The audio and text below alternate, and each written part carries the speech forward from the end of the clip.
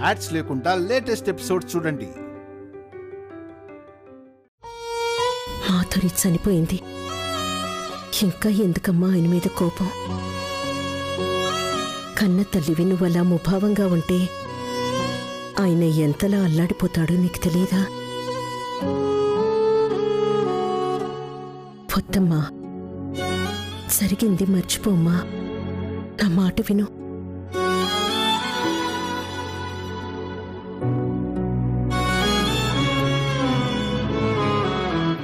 బిడ్డంటే తల్లి నమ్మకం, తల్లి పెంపకం. నా నమ్మకం దెబ్బతిన్నది, నా పెంపకం దారి తప్పింది. అది నేను ఇప్పటికీ తట్టుకోలేకపోతున్నాను. వాణ్ణి క్షమించడం అనేది జన్మకి జరగదు.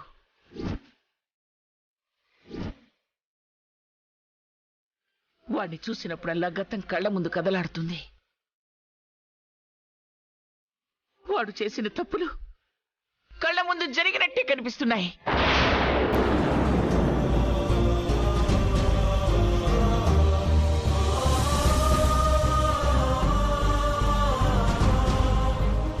అమ్మా, ఆయన ఇంటికొచ్చారని అందరం ఆనందంగా ఉన్నావు. నువ్వు తమయంతి తప్ప. ఎంత కాదన్నా మేం బయట వాళ్ళమే అమ్మా.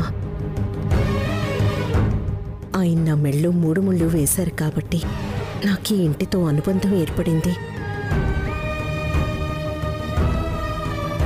ఆ రోజు ఆయన తాళి కట్టారు కాబట్టే ఈరోజు నేను ఈ ఇంట్లో ఉండగలుగుతున్నాను. నా బిడ్డగా కళ్యాణి ఉండగలిగింది. మొత్తమ్మా, నువ్వు బాధపడి ఆయన్ని బాధ పెట్టద్దు. నా మాట విను నానమ్మా. నేనేమడిగినా కాదనవు. అందుకే నీ దగ్గరున్న స్వతంత్రం కొద్దీ అడుగుతున్నాను. నాన్నని క్షమించు నానమ్మా.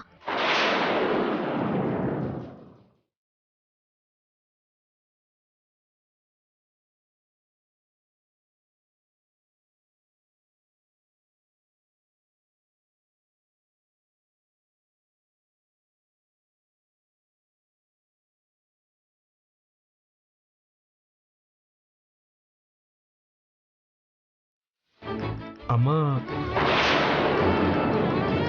అమ్మా, నేను తప్పు చేశాను. నిన్ను బాధ పెట్టాను. ఆ తప్పుకి శిక్ష అనుభవించాను. నేను చేసిన తప్పుకి నీ కాళ్ళ మీద పడి క్షమాపణలు చెప్పాలని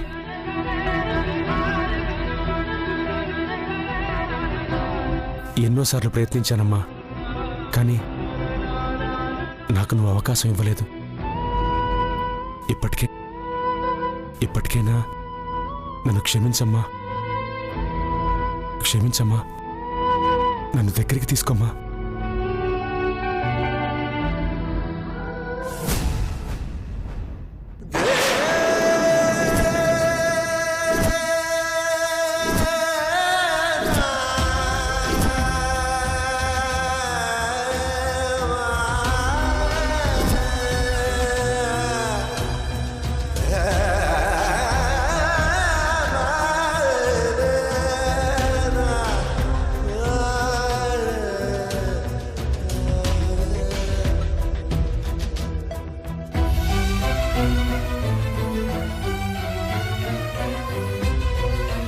కళ్యాణి,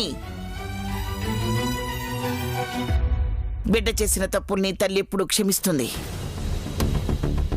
కానీ వాడు చేసింది క్షమించేంత చిన్న తప్పు కాదు.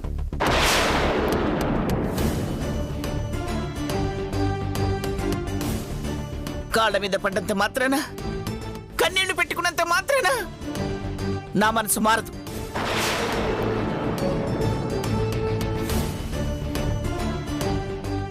వాడు చేసిన గాయానికి ఇప్పటికీ నా గుండె బాధపడుతూనే ఉంది. ఇంకా నన్ను బాధ పెట్టాలని చూడొద్దని చెప్పు.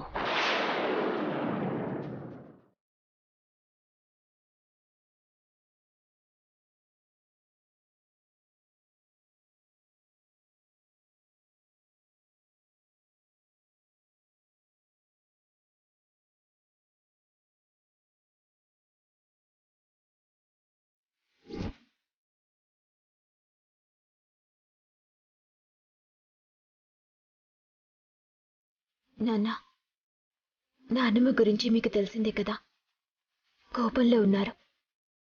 మెల్లిమెల్లిగా మేము సర్ది చెప్తాం. నాన్నమ్మ మనసు మారేలా చేస్తాం. మీరు బాధపడకండి. ఏమ్మా, మీ నానమ్మ మారుతుందన్న నమ్మకం ఇంకా నీకుందా అమ్మా? మారుతుందండి. తల్లి మనసు లాంటిది. ఒక్కోసారి కోపం తగ్గకపోవచ్చు. కళ్ళ ముందు కనిపిస్తూ ఉంటే ఆ కోపం కరిగిపోయి ఆ కోపం చాటునే ఇన్నేళ్లుగా దాచుకున్న ప్రేమ బయటికి రాకుండా పోదు.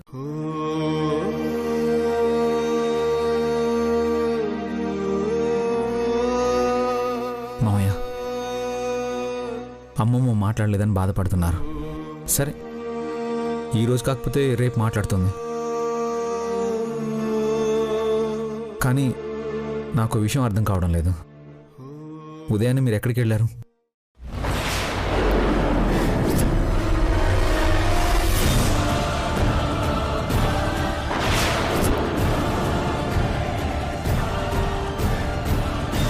ఇదిగో,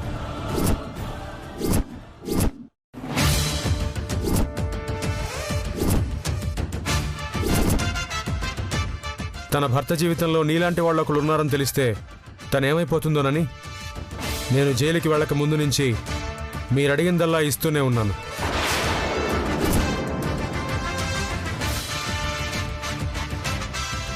అది చిన్న పనుంటే బయటికెళ్ళాను. రాత్రి మీరు కంగారుగా ఫోన్ మాట్లాడడం చూశాను. వద్దు, నువ్వు ఇంటికి రావద్దు. లేనిపోని రిస్క్. అలాగే వస్తాను.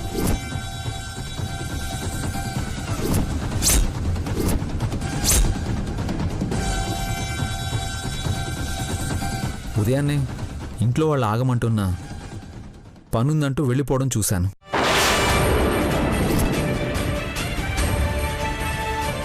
అంత హడావుడిగా వెళ్లాల్సిన అవసరం ఏమొచ్చింది? ఎక్కడికి వెళ్ళినట్టు? అది ఇంతకాలం జైల్లో ఉన్నా కదా, పాత ఫ్రెండ్ ఒకడు హైదరాబాద్లో ఉన్నాడు. వాణ్ణి కలుద్దామని వెళ్ళాను. హైదరాబాద్ వెళ్ళారా? అంటే హైదరాబాద్ కాదు, హైదరాబాద్ దగ్గరలో ఉన్న మిర్యాలగూడ వెళ్ళాను. మీరు మిర్యాలగూడ అంటున్నారు, కానీ మీరు వెళ్ళింది విజయవాడ వైపు కదా?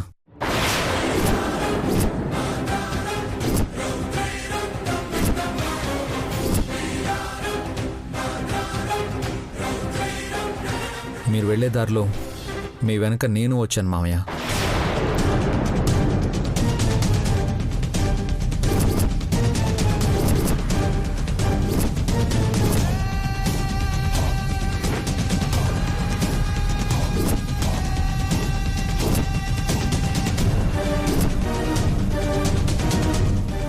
అవును, మీరు వెళ్ళడం నేను చూశాను. మీ వెనకే చాలా దూరం వచ్చాను.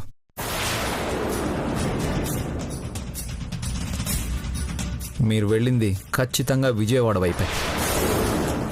అబద్ధం చెప్తున్నారు కదూ? లేదు సూర్య, నువ్వే పొరపాటు పడ్డావు. నేను వెళ్ళింది మిర్యాలగూడనే. అయినా విజయవాడకి నేనెందుకు వెళ్తాను? నా వెనకాలే ఉందనంటున్నావు. నాకు నువ్వు కనిపించలేదే. నేనేదో పని మీద వెళుతూ చూశానులేండి. కానీ మీరు వెళ్ళింది హైదరాబాద్ వైపు కాదు, అది ఖచ్చితంగా నాకు తెలుసు.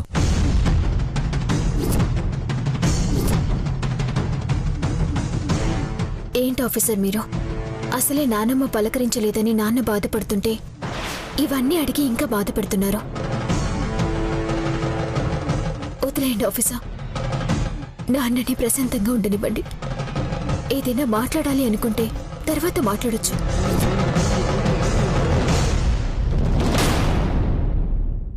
నాన్న, మీరు పదండి వెళ్దాం. అంటే ఏంటి? నా కొడుకు ఎవరిని ఏమీ అడగకూడదు, మీరు చెప్పిందే వినాలనా?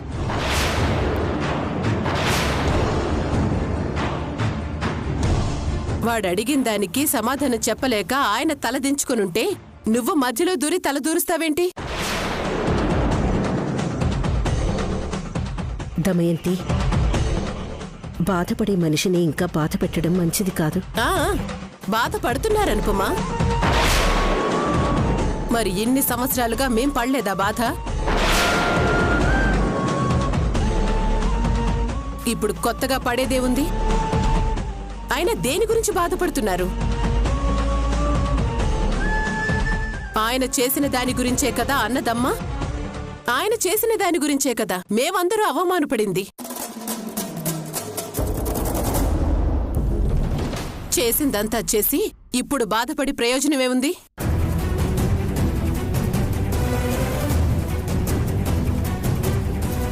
అత్తయ్య, మీకు దండం పెడతాను.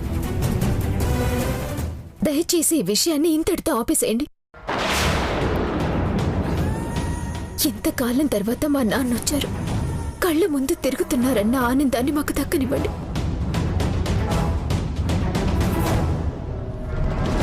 మీ మాటలతో ఆయన్ని బాధ పెడుతుంటే, ఆయన బాధపడుతుంటే మేం చూసి తట్టుకోలేము.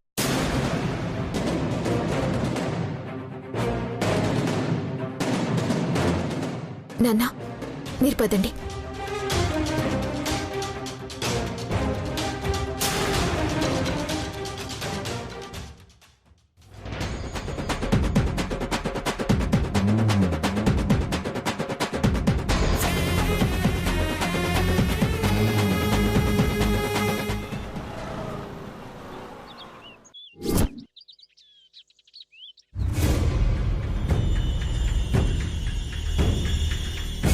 మీరు వెళ్లే దారిలో మీ వెనక నేను వచ్చాను మామయ్య. మీ వెనకే చాలా దూరం వచ్చాను. అంటే నన్ను శౌర్య ఫాలో అయ్యాడన్నమాట. ఎందుకు? నా మీద అనుమానం వచ్చుంటుందా? లేకపోతే నన్ను ఫాలో అవ్వాల్సిన అవసరం ఏముంది? లక్కీగా శౌర్య ఇంటి వరకు నన్ను ఫాలో అవ్వలేదు కాబట్టి సరిపోయింది. లేకపోతే ఇంతకాలంగా ఎవరికీ తెలియకుండా నేను దాచిపెట్టిన విషయం అందరికీ తెలిసిపోయేది. థ్యాంక్ గాడ్ కొంచెంలో తప్పించుకున్నాను. ఈసారి జాగ్రత్తగా ఉండాలి.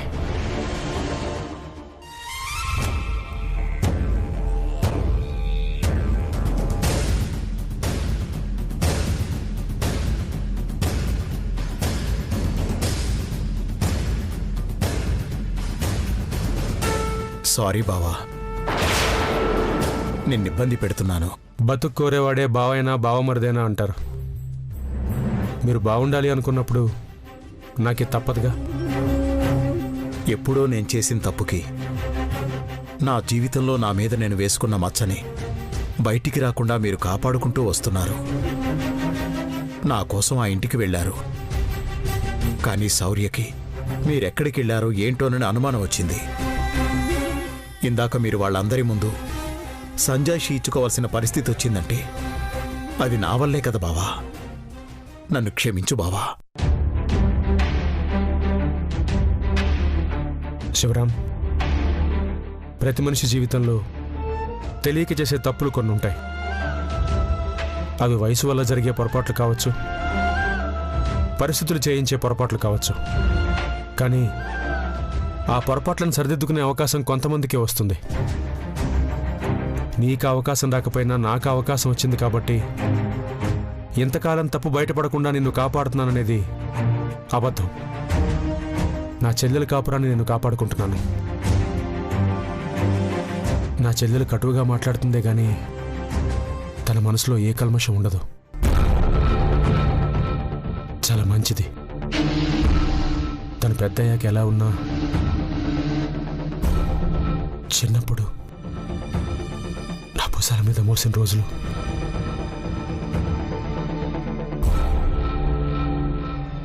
ఈ చేతులతో ఆడించిన రోజులు నాకింక గుర్తున్నాయి. అంత ప్రేమగా పెంచుకున్న నా చెల్లెలికి ఎవరి వల్ల బాధ రాకూడదు. అందుకే వాళ్ళు అడిగిందిచ్చి మీ ఇద్దరి మధ్యలోకి వాళ్ళు రాకుండా ఆపుతున్నాను. వాళ్ళిప్పటికి కూడా మీరిస్తున్నారు కదా అని మీ నుంచి డబ్బులు తీసుకుంటూనే ఉన్నారు కదా బావా. డబ్బుదే ఉంది. వాళ్ళకిచ్చే డబ్బులతో జరిగే నష్టమేం లేదు. వాళ్ళు ఇక్కడికి వచ్చి మాట్లాడితేనే నష్టం. అందుకే ఆ పరిస్థితి రాకూడదనే వాళ్ళకి నేను డబ్బిచ్చి ఆపుతున్నాను. ఎవరికైనా తన చెల్లెలు భర్త జీవితంలో ఇలాంటి చీకటి కోణం ఉంది అని తెలిస్తే లేనిపోని గొడవలు చేసి ఆ ఇద్దరూ విడిపోయే వరకు తీసుకెళ్తారు. కానీ నా వల్ల జరిగిన తప్పుని మీరు కవర్ చేస్తూ ఇంతకాలం నా కాపురాన్ని నిలబెడుతూనే ఉన్నారు. మీరు జైల్లో ఉండి కూడా మీ గొప్ప మనసుకి నేనేం చేసినా రుణం తీర్చుకోలేను బావా. రుణం తీర్చుకునే అవకాశం నీకుంది. నా చెల్లెల్ని సంతోషంగా చూసుకో. అంతకంటే నాకు నువ్వు తీర్చుకునే రుణం ఇంకొకటి లేదు. సర్లే, ఈ విషయం మనిద్దరి మధ్య ఉండాలి. పొరపాటు నా చెల్లెలకి తెలిస్తే తను తట్టుకోలేదు. నా చెల్లెలు బాధపడకూడదనే ఈ బాధని ఎంతకాలం నా గుండెల్లోనే మోస్తున్నాను. లేదు బావా, ఎట్టి పరిస్థితుల్లో తనకి తెలియనివ్వను.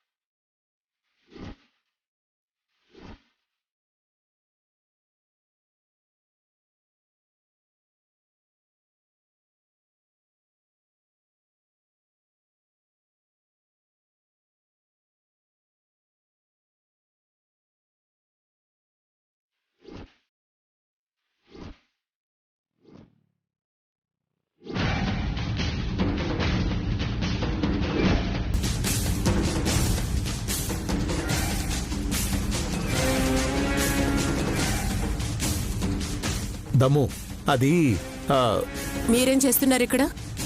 ఆయనతో ఏం మాట్లాడుతున్నారు? అది నాతో ఏం మాట్లాడతాడమ్మా?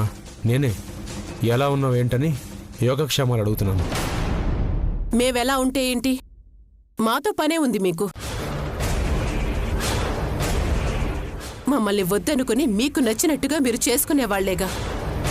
కొత్తగా ఇప్పుడు మా మంచి చెడ్డల గురించి మీకెందుకు ఆలోచన?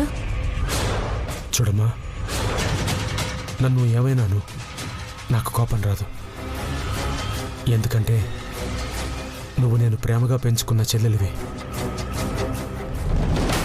అన్నీ మర్చిపోయి ఈ అన్నయ్యతో ఏదో ఒకరోజు ప్రేమగా ఉంటావని ఎదురు చూస్తున్నాను. నేను జైల్లో ఉన్నప్పుడు నువ్వు చూడ్డానికి ఒక్కసారి కూడా రాలేదు. నేను ఇంటికొచ్చి 2 రోజులైనా నన్ను నువ్వు ప్రేమగా పలకరించలేదు. మేమేం పలకరిస్తాంలే. పలకరించాల్సిన అవసరం మాత్రం ఏముంది? జరిగింది మీరు మర్చిపోవచ్చు, కానీ మేం మర్చిపోలేము. మీ వల్ల మేమెన్ని అవమానాలు పడ్డామో, ఎన్ని బాధలు పడ్డామో మాకు తెలుసు. నువ్వు చేసిన తప్పుకి ఆ అనుపమని ఇంట్లో పెట్టుకుని ఇప్పటికీ మోస్తున్నావు.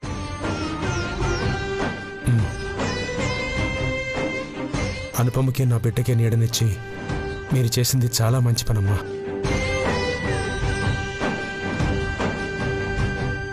ఈ ఇల్లు నా వాళ్ళు లేకపోయి ఉంటే కళ్యాణి అనుపమ వాళ్ళు ఏమైపోయి ఉండేవాళ్ళు?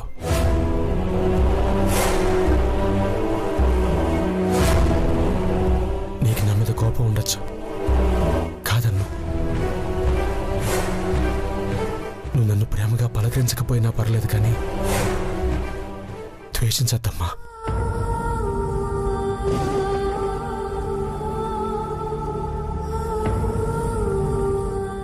అన్నయ్యగా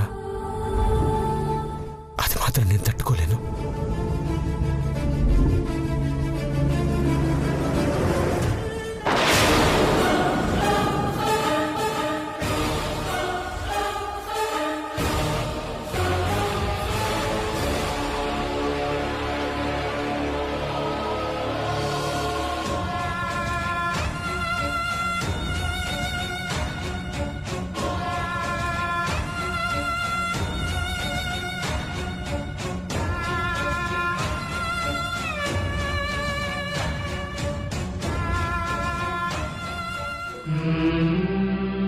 ఇప్పుడు ఇవన్నీ బాగానే చెప్తారు, మరి చేసినవి?